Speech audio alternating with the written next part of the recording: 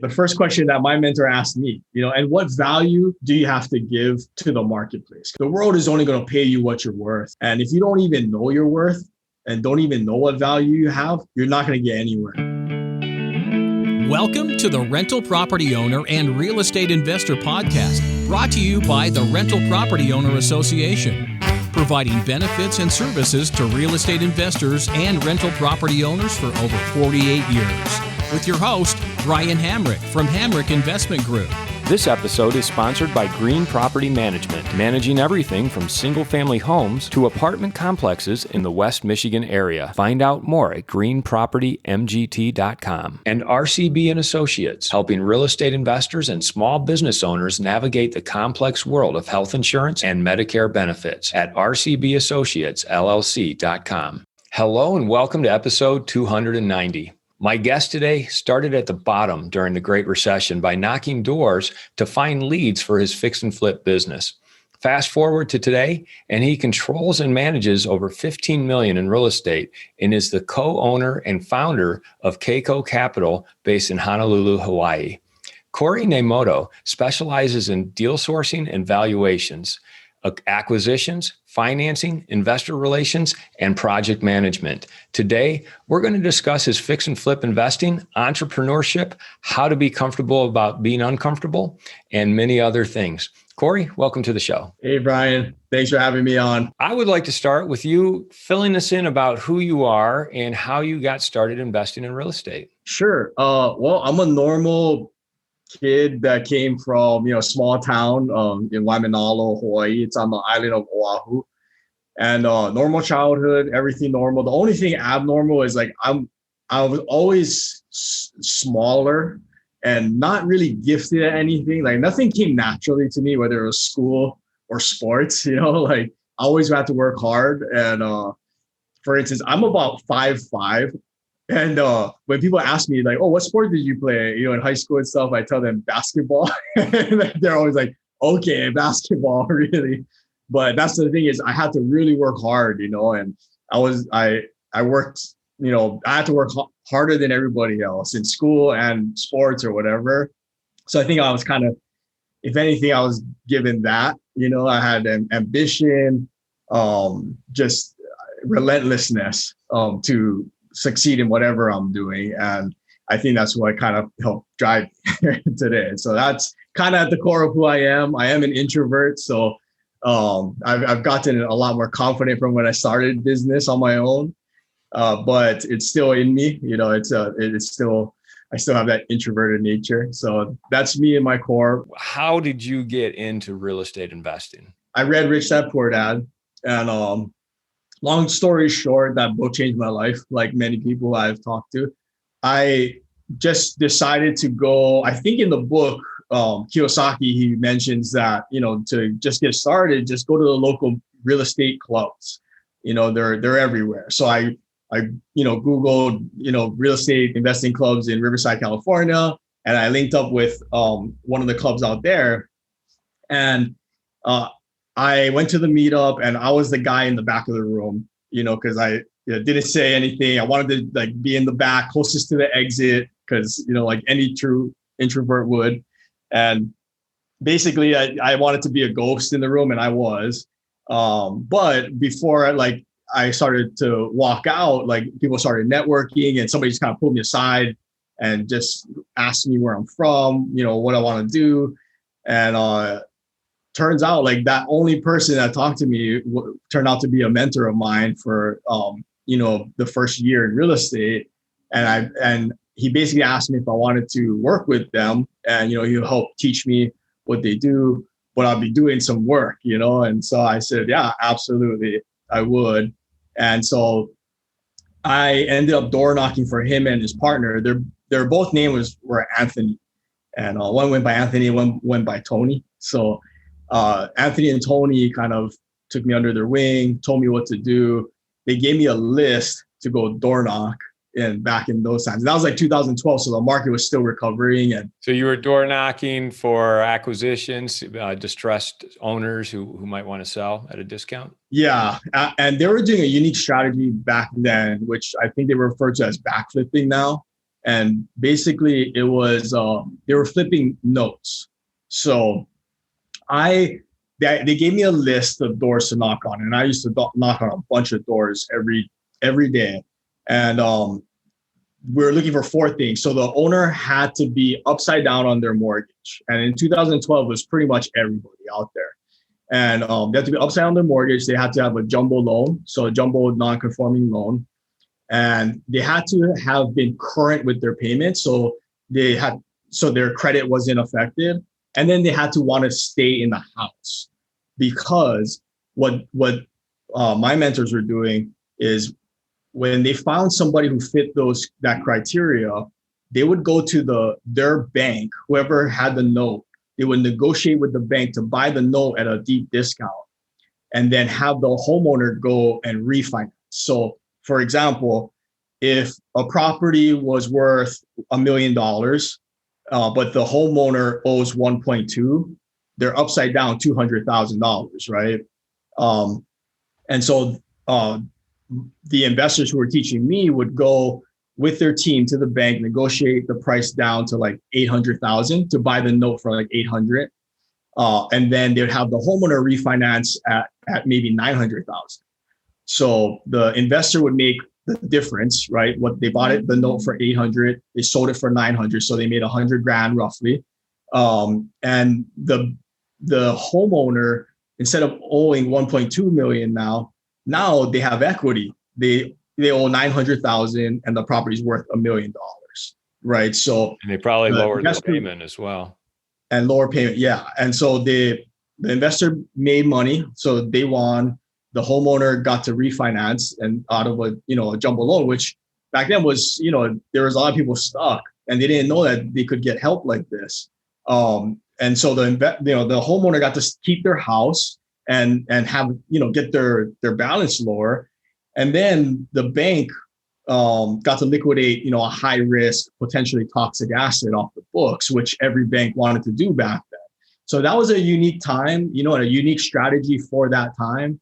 But through that, I learned that real estate isn't about just being a landlord, and owning real estate and renting. Like, there's different strategies that can actually help people, which is what I was searching for, but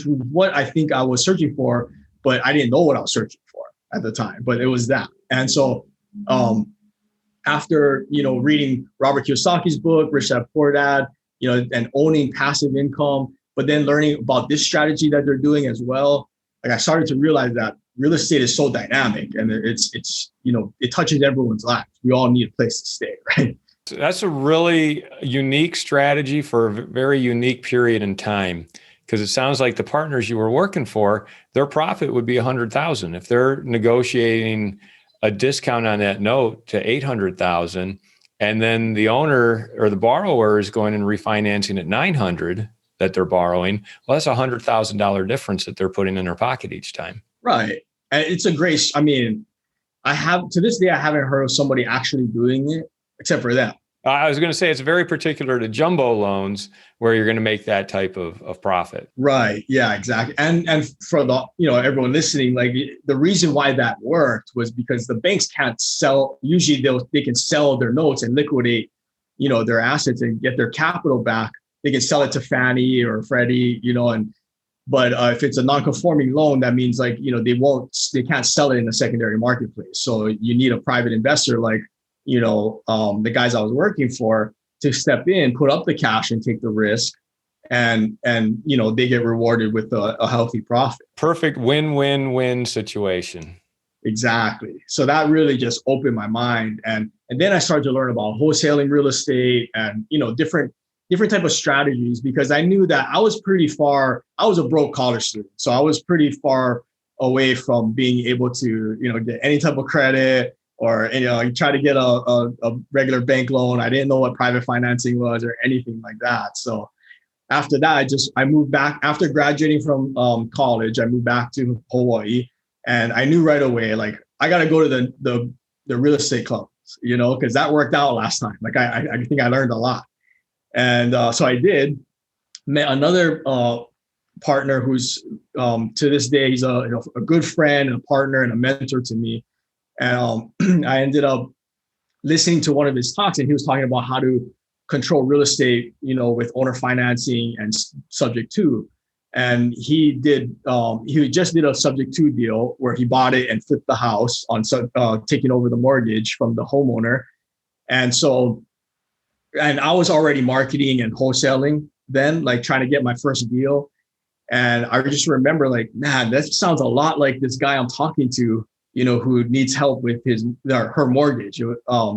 And so I ended up talking to Jonah at the time, who is my friend now and partner. And he took me under his wing, and I ended up wholesaling it to him for like $15,000. But I asked him, I was like, can I ride the project with you to learn? And he said, yeah, absolutely. He's like, I was gonna hire a demo crew to come in and demolish the house and rip out everything that needs to get ripped out. Like, instead, do you want me and you to go do it? I was like, yeah, absolutely. So I spent like the whole first day with him, just sweating, like in this like house that's just really bad. But I got to pick his brain for the entire time, asking him questions, where he came from, like how did he start real estate. And so since then, he's taught me about development, taking a piece of raw land and actually putting infrastructure in there and building a nice house and a nice product for the market. So he's been a huge part of, helping me cut through the fat and learn this industry a little quicker. So I owe a lot to Jonah. It's important to have those people early on and throughout your career that can teach you what they know and kind of show you the ropes of their strategies. And now I'm in a position where I can do the same, and it's very fulfilling, right? It's part of my why too. It's like I want to build a legacy in that fashion, right? Because I think that it's all started from early on. Like I want to be a part of it. I don't want to be left behind. With the example where you wholesaled the property for $15,000 to Jonah, and he brought in a demo crew, what was he able to get out of that property? Oh, actually, that was a really good deal. So it's a funny story. I think so the first 3 deals I wholesaled to Jonah, and we did the same thing. And the first deal he made over 150,000, if I recall. And then the second one was even more. I think the second one was like $200,000, because in Hawaii, it's a strong equity market, right? It's not a strong cash flow market, but it's a strong equity market. It's very expensive. It's high dollar, but the margins are bigger. So, and then the third deal, again, it was like close to 6-figure, payday. And then he called me and was asking me to go to lunch, so we went to lunch with he took me to Ruth's Chris, and then, talking about how do we work together, more. And so my value in that relationship was obviously the, sweat equity. Like at the time, I didn't really have any resources or experience to bring to the table other than, some sweat equity and some hustle and some deals, so that was my value that I brought. And I was able to fortunately give that value or find that person who could use what I had to offer, and take me in. And he was the right guy because he's very generous. He has the same kind of mindset and moral compass as I do. And that's why we're still, working together to this day. So what was the next step for you after that? I mean, you obviously went on to build some businesses. Where did you go next? Okay. So after that, I ended up taking up flipping houses, and actually taking, being in the place where Jonah was, right? And since then, I've my business partner, who's actually my direct business partner, we're 50-50 across the board on our entities. His name's KECO. He lives in Washington State. And we decided we were flipping houses across the street from each other. And we were buddies, we're friends and go to the gym together and stuff. And he's like, hey man, like, you mind if you can check in on my project and stuff and help me out a little bit, and I'll give you 50%, of the deal.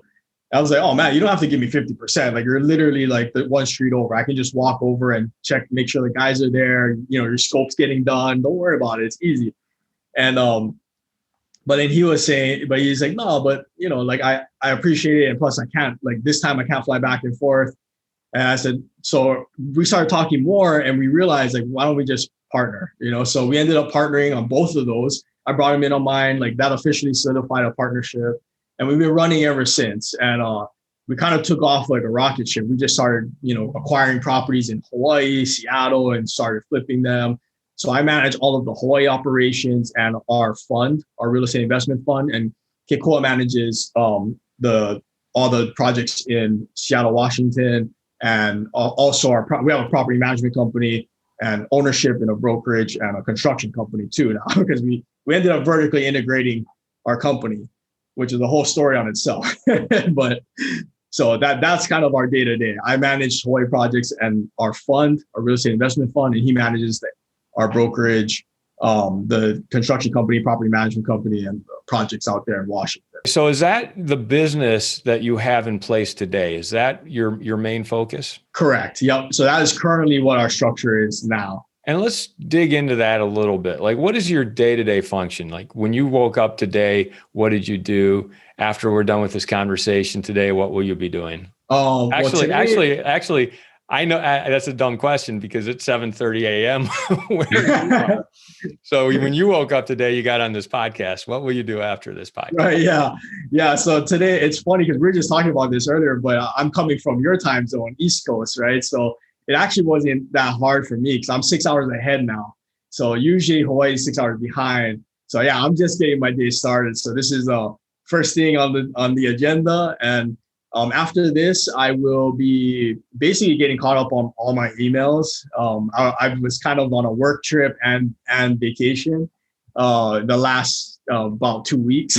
So there's a lot of catching up on emails and stuff. But my days are usually like after that, we have our company call. So we'll have all of our guys in on our fund to talk about strategy and the conference that we just went to. So we have our company meeting. After that, most of my time is honestly dealing on the phone. So I do a lot of conversations with up and coming investors who haven't done a deal yet, but want to get in the business. And sometimes I schedule meetings with them and we go over, I show them how I run numbers. I give them my spreadsheets to run numbers and help them out as much as I can. So there's that kind of group. I have 2 interns that are also kind of in that same group where I'm helping them, teaching them. They're helping us by, doing some work for us. And then there's my investors who invest with us to flip houses. So I have private investors. So a lot of their money is placed in real estate across Hawaii. And I got to make sure that they're taken care of. Right. And then there's our clients for our investment fund. So I have to be on calls with them too, because we have deals that we're closing for them. And most of the time our team, takes care of that. But sometimes I have to help work through any problems. So I'm very much still tied in both businesses, both sides, our real estate investment fund and our company as a whole, the umbrella. I'd like to take a moment to tell you about Green Property Management. Not only do they manage everything from single-family homes to apartment complexes in the West Michigan area, they also manage my entire portfolio. So I can tell you from personal experience that their unique flat fee management style is worth a closer look. If you feel that your property isn't operating to its fullest potential, then Green Property Management can help you take a holistic approach that will save you money, eliminate your headaches, and increase your net income. And if you're a property manager interested in applying Green Property Management's model, give them a call at 1-866-95-GREEN or visit them on the web at greenpropertymgt.com. If you're thinking of leaving your W-2 job and becoming a full-time real estate investor, one of the greatest costs you must consider is healthcare for you and your family. When I made this transition myself, I found the whole healthcare insurance process to be confusing and frustrating. That's why I'm glad I met Chad Creasy at RCB & Associates. Chad is a professional health insurance agent who helps real estate investors and small business owners understand and choose their best healthcare options. And best of all, his services are covered by the the insurance company and won't cost you a dime. If you live in Michigan and are expecting a change in your healthcare insurance coverage for any reason, or losing employer coverage or transitioning into Medicare, then you owe it to yourself to contact Chad Creasy at rcbassociatesllc.com. Talk about the fund a little bit. What is the purpose of the fund and what's your part in managing it? So the purpose of the fund is to basically help other investors scale, right? And scale safely, because it really comes back to, I truly feel what also fulfills me in this industry is that we affect many different people, right? So if you flip one house, like you're employing a lot of people, you're investing a lot of capital from private lenders who are getting a great return on their money secured by real estate. And then, there's also, you're taking a piece of property that's most likely been sitting vacant for a while and it's very distraught, it's distressed. It has a lot of work to be done on it. And no one would buy that property except for a cash buyer because banks won't finance those properties, right? So in starving markets like Hawaii, where it's notoriously low in inventory with strong demand, international demand, like that places a big problem in our state because local families are having a hard time getting into homes because they're getting priced out of the market. So they call it priced out of paradise. And it's a real problem. People are having to pick up their families and move to Las Vegas or somewhere else where it's more affordable because of the shortage in inventory. So there is a housing problem here. And guys like us who flip, a couple houses here, a couple houses there at a time, it seems like we're not making an impact, but we really are, so I really believe in what we do. And every time that we make a decision to sign on the line and take the risk, incur the debt and bring on the money to invest in a property, to fix it up and hire people and put a nice house back on the market, back into circulation, we do make a big impact. And I feel that if enough of us were properly trained to help educate other people, whether it's a private investor, on how to invest, get a great return that's exponentially higher than most investment vehicles out there with more security because they get security in a tangible asset. They have collateral. Then the impact we make is so much bigger, and the people who take the risk to do that, should be rewarded. And we want to be the source of helping other investors get there too, so that we can make a bigger impact. And that's partly why we vertically integrated our company as well. And we realized that, yes, we can flip houses, make money, go buy, a portfolio of homes and live on the beach, but that's not what we're about. Like, for one, I don't think I can retire. I just don't have it in me. I love it too much. And two is like, I feel like that's the purpose of why we're doing this, and the very first Anthony, who was my first mentor, the first thing he told me was like, if you're in this for the money or the image or the notoriety, you're never going to make it, and he was so right. And I was glad. He was very hard on me when I first started out, the first meeting is when he told me that. And the first thing he asked me was, why real estate? Like, why real estate? Why do you want to be in real estate? And I didn't know how to answer the question at the time because I read Rich Dad Poor Dad, and for some reason I was a little embarrassed to use that as my answer. For some reason, I read a book, and that's why I want to do real estate. And so I couldn't answer, so he wrote down on a piece of paper and slid it across the table to me, and was like, if it's for any of these two reasons, then this conversation's over, and we'll part as friends, but we won't do business together. And the two words were money, and it was like notoriety or something. And what when I was thinking about it, I was like, okay, I don't care about the image or notoriety. That's not me. I'm an introvert. I don't want people to see me. And then, but I was thinking that I am here to make money. I want to make money. I want financial freedom. So I couldn't answer. And the reason why it was so hard is that was the first time somebody asked me what was my why. Like nobody's asked me that before.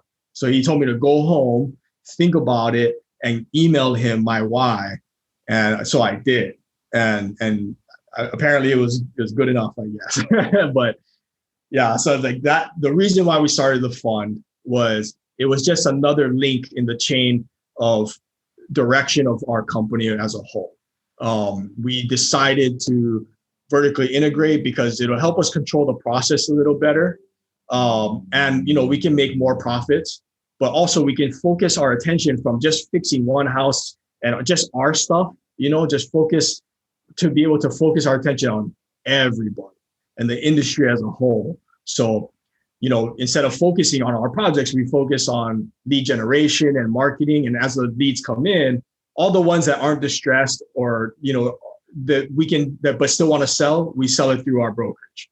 And then the ones that we can wholesale, we'll wholesale, but also offer the construction through our construction company, and also property management if they're going to refinance and keep it as a long-term asset, or bringing our brokerage to sell it. And we also offer the primary financing through our fund as well. When you talk about vertical integration, that's what you mean. You have a team in place every step of the way to account for, the beginning, finding the pipeline of opportunities, acquiring those opportunities, raising the money through your fund to fund those opportunities, and then having a brokerage that can help sell or dispose of those assets as well. Yeah. How has that changed things for you when you decided to vertically integrate? It's changed a lot, actually. And we knew it was going to be, because we knew that once the train starts rolling, it's hard to stop, right? And now we have a lot of people within every company that relies on us,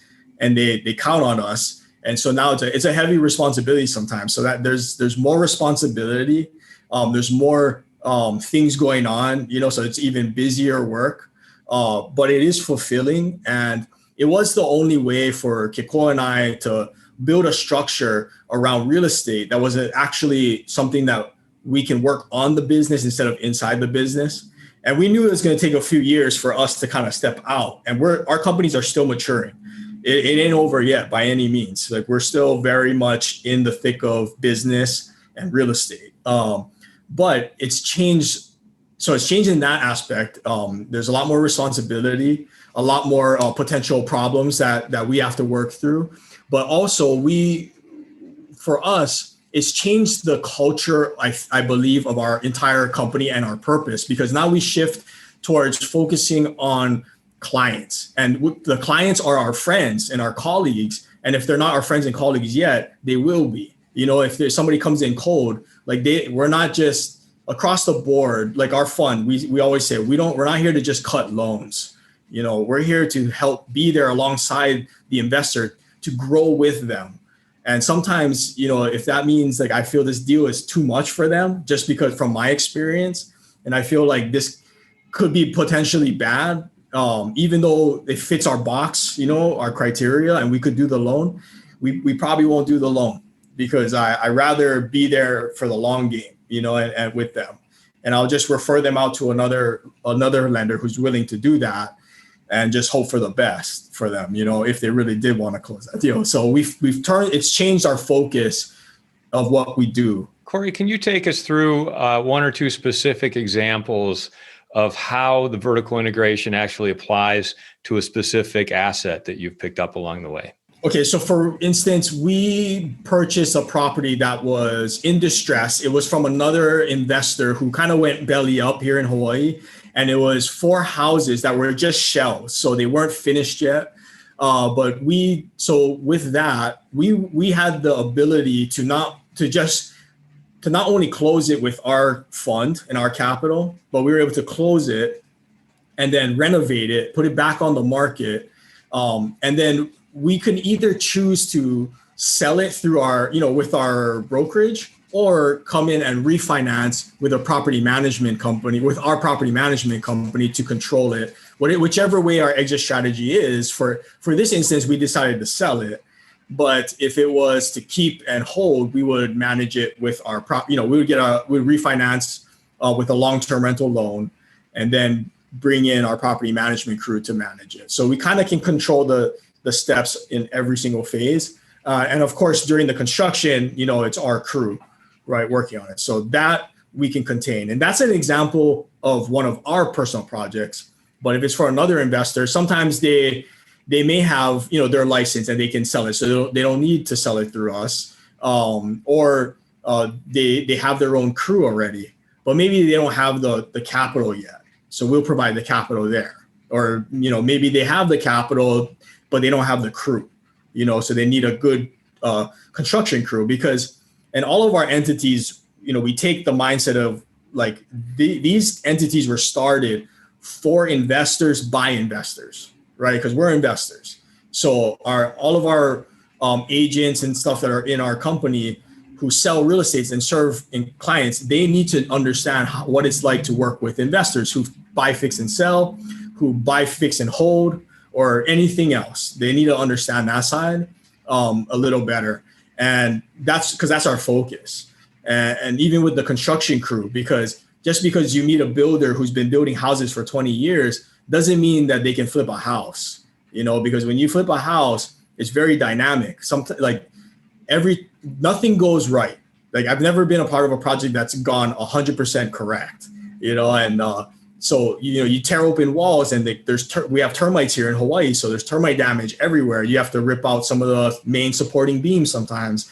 But if you do that, you don't just throw the money at it. It's like, okay, how do we recoup some of that? Maybe we have to go a grade lower on the finishes, right? And how does that affect our, ARV when we're going to go and resell the property? How does that affect the valuation of the property when we hit the market? So there's so much balancing going on between the budget and the crew that if you have to have a specific crew for that, in order for it to go right. And it's not easy to find. So that's a lot of value too that we bring with that company. Can you walk us through the numbers on that? What did you pick them up for? How much did you put into rehab and improvements? And what was the exit plan with those? So we bought that property. It was already divided into. And when you four. say that property it was one property with 4 units. Is that what you're saying? Yep, one property with 4 units. So it was a 4-unit residential multifamily type property. Yeah, it was a 4-unit residential. We call it CPRs here. It stands for condominium property regime. So in Hawaii, it's very common because we're limited land. So we have to kind of like condominiumize for it with kind of like the high rises, right? Except you're doing it on single family homes. So I bought it that already CPR'd. It was already divided into 4 different properties, but on one lot. And so we bought it for $850, I believe. And then we put in about $140,000 per house. And then, so that put us at, what was that? That's $760, I think. Well, you bought it at $850 and you put, it sounds like just under $600 into it. Yeah. So over 600, right? You're somewhere in the 1.6 million range. And then our target ARV to sell these, because it was a buy, fix, sell from the start, even though it was classified as ground up construction because they were brand new houses when we bought them. So we ended up selling, our target ARV was $499 for each one, but we ended up selling about $540 for each house because we just hit the spike. We just sold these. So we hit the spike in the market after the post-COVID crazy. So we netted roughly about $400,000, so maybe almost $100,000 per house on that project. Yeah, so I screwed up the math there. So let's go over that again because you bought it for $850,000. Yep. You put how much into each unit? 140. 140. So that's 280 plus 2. That's 560. Mm-hmm. So 560 plus 854. That's right around 1.4 million. So I was off by 200,000. And yeah, it sounds like you sold them at 550 a unit. 540. So that is 2.16 million. 2.16. That's gross sales. We made about 400,000, I believe. So what was that? So there must have been a lot of other expenses in there. Oh yeah, because I have partners too, right? So we bring in our investors, and sometimes on a project like this, we will do what we call equity. So it's a mix between debt and equity. So they get the beautiful thing about equity positions, and I don't see many people offering them in short-term deals like ours. You see it a lot in sometimes in syndications and stuff, but buy, fix, and sell, you don't really see it as much. But basically, we pay our investors, a double-digit interest return or a percentage of equity, whichever's higher at the end of the deal. And it's not equity in the entity that owns the project; it's equity in the net profits. So they'll take a piece from there, and then plus we have interest and holding costs in that. So, and closing costs is expensive as well, right, on the front end and the back end. So even though we purchased the property and we use our fund to do so, our company that buys and flips houses is a separate entity. So it still gets charged interest, it still gets charged points and all the regular stuff, except it's getting charged to a company that we own as well. So with that, there's still a lot of holding costs. Like I believe I was paying about 9.5% interest. And it was Dutch interest. So when I say Dutch interest, it means that you're paying interest on the entire amount from day one. So you're paying interest on the holdback.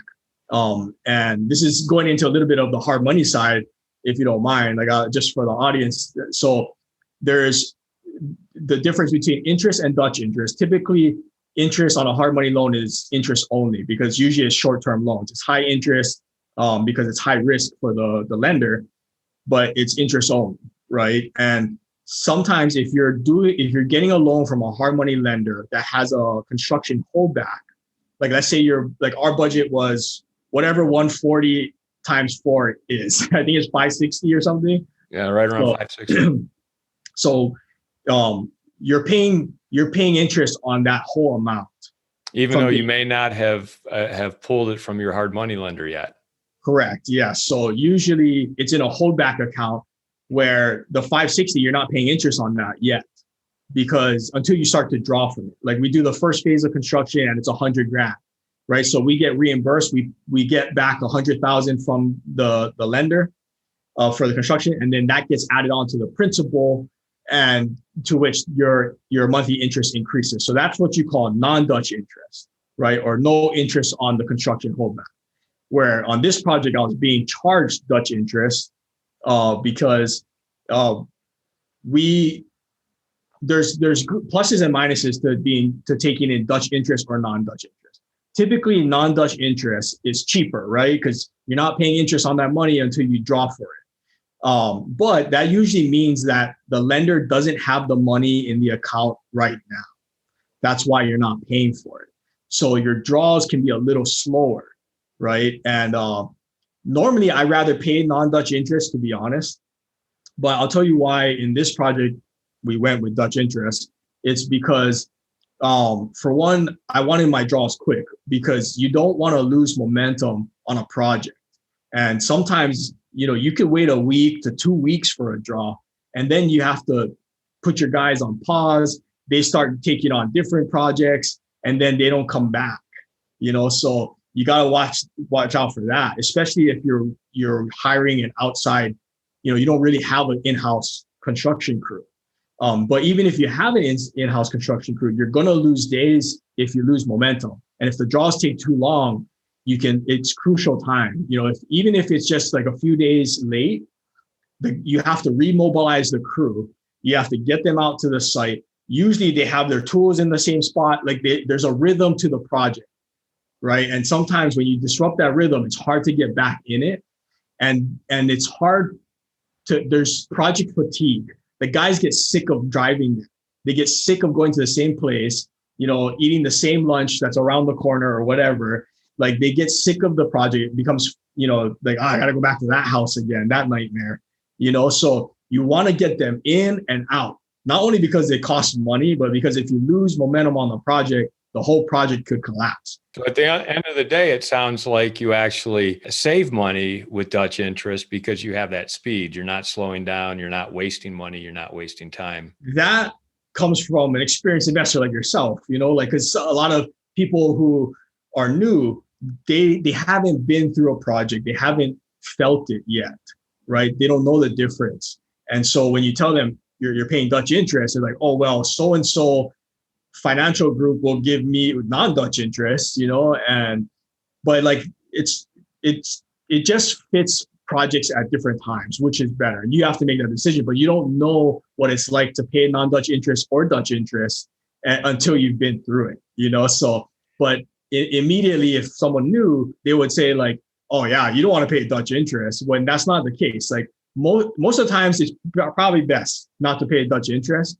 But for this one, we could wrap it into the loan because we got the deal we got it at such a good price. There's enough equity and room on our LTVs, our loan to values, that we could wrap the entire life of the loan of interest into the loan. So I didn't have to come out of pocket. I didn't have to bring in private investors to fill that gap and come up with that to service the debt.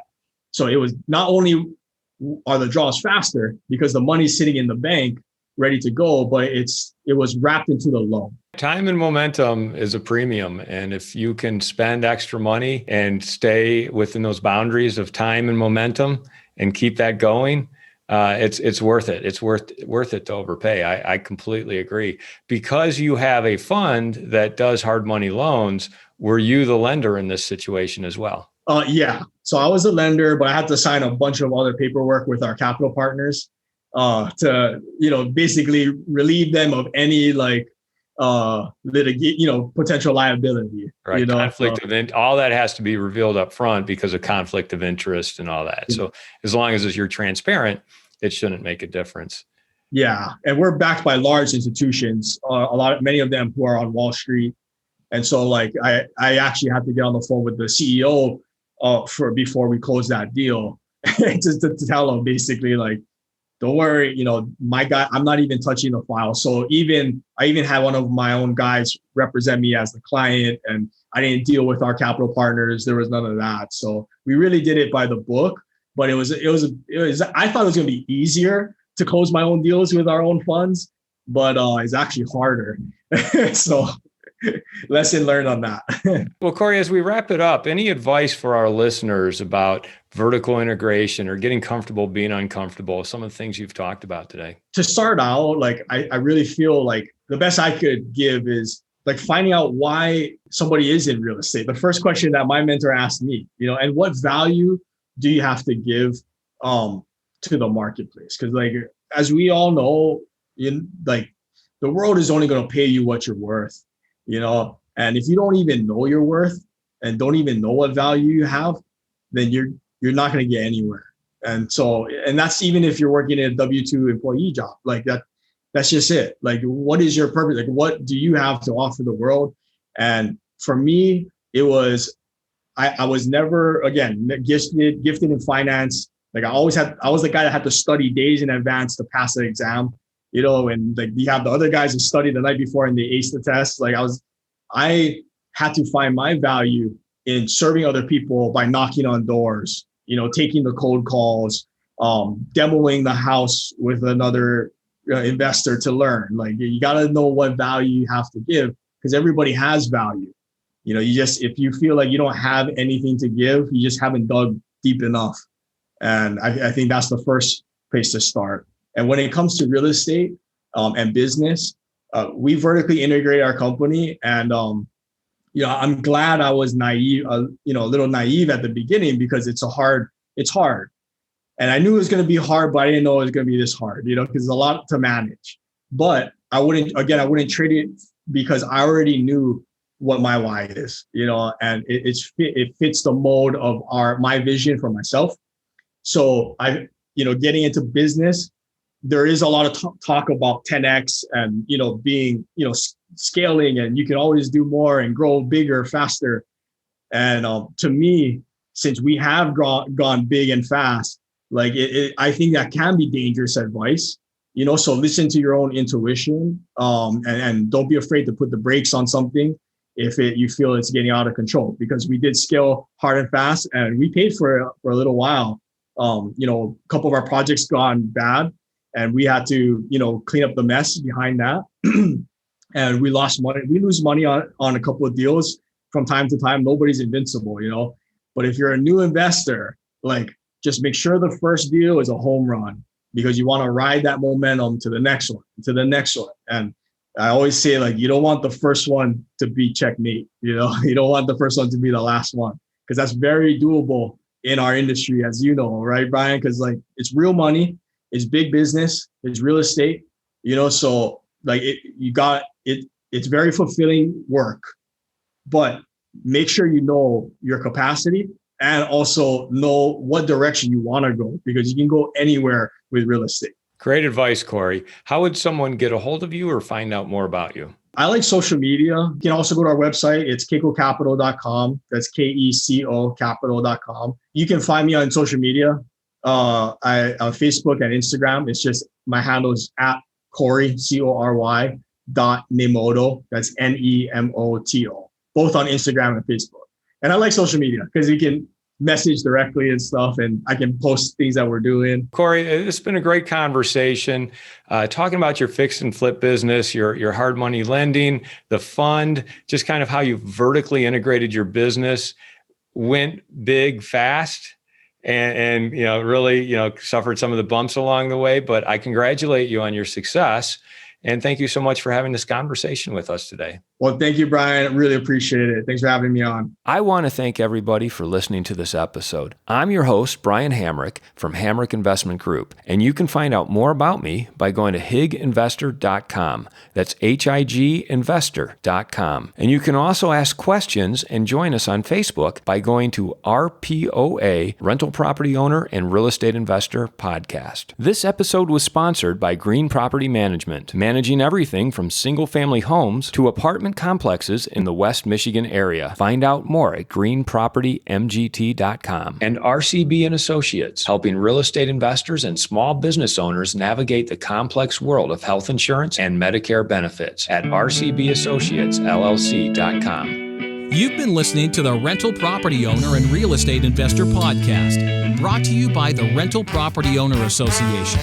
You can find out more at rpoaonline.org. If you enjoyed this podcast, please go to iTunes to subscribe, rate, and review.